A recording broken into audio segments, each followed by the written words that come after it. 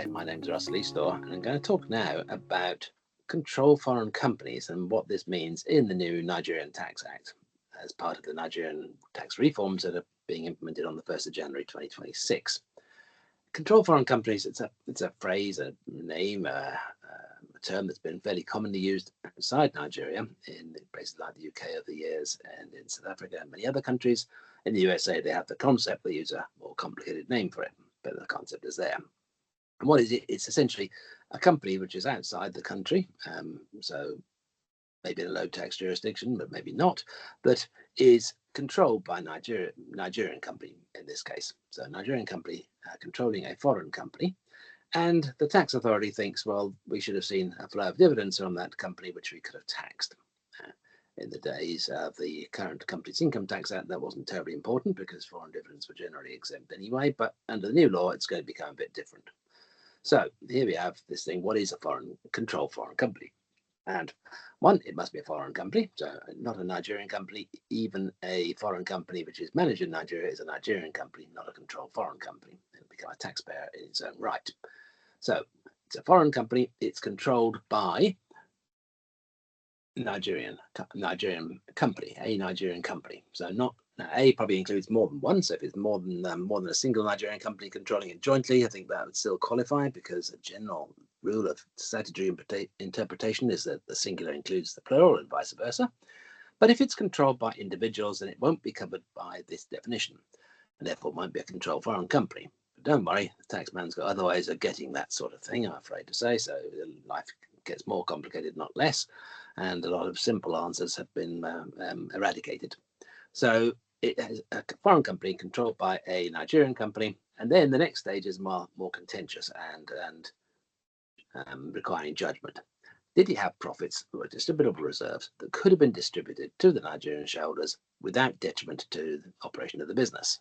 Now, it's got shadows there of an existing provision in the Nigerian Companies Income Tax Act on domestic controlled companies. We'll come back to that one in a minute. But so that raises the question. It's fairly easy to answer, has the company got distributable reserves? The difficult thing is, could they have been distributed without detriment to the business?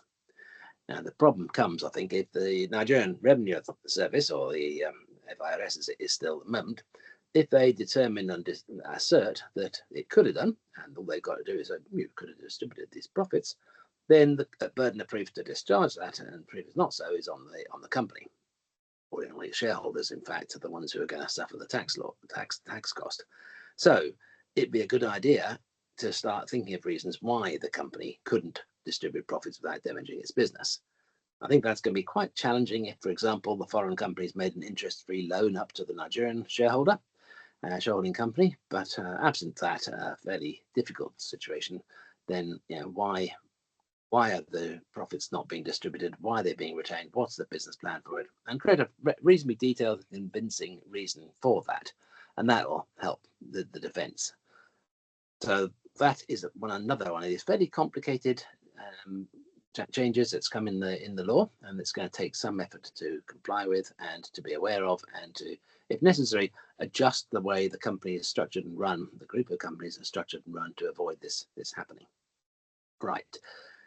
Linked to that, there's a couple of other points. One is that the rules on foreign tax credits, double tax credits, have improved. So traditionally, if I bought a foreign dividend, well, if it wasn't taxed, I wasn't too bothered. If it did get taxed, there'd have been credit for the foreign tax, or that being the withholding tax, but limited to the tax borne in a Commonwealth country. And people who are younger than me might struggle to remember where exactly the Commonwealth is. It's not something that's important in our day-to-day lives these days. And secondly, it limited to the higher of the Nigerian tax or half of the foreign tax. So pretty restrictive, unless there's a double taxation agreement with its own rules on double tax credits. The new law is a lot easier. Foreign tax related to Nigerian taxable profit, then you can have a credit for the foreign tax. Again, can't exceed the Nigerian taxes on that profit. So that would be a lot better. So if you do suffer this, you may have a credit position. Certainly you should get a credit for the tax that's been paid in the foreign country. But as it's not actually a dividend, there may be a challenge actually finding what that tax is. So I don't think under law as it's been phrased, you won't get a credit for the company tax that's been paid in the foreign operation. So it's only really looking at the withholding. That's the one. The second I alluded to earlier, there is that existing provision on closely controlled companies remains in the law. It's still in the Nigerian Tax Act. For help your memory, that is where we've got a company which is controlled by 5 or fewer persons, often seen as individuals, but the law doesn't say that, it's persons. And again, if it could have distributed a profit without detriment to its business, then it can be deemed to have done so by the tax authority. So the tax authority has to make the assertion. The taxpayer has to say why it's not the case, and why he shouldn't be taxed. You've got some opportunity to do that. These decisions are all appealable, and that provision remains on the books. Now, my suspicion and prediction is that now we've got the control foreign company legislation, tax authorities, and in particular the NRS, the Nigerian Revenue Service, are going to wake up to that existing thing on domestic companies and think, ooh, we could do something with this, and we can increase our tax yield. So expect a bit more activity, and that's why I think it is worth creating the defence document against it, the arguments.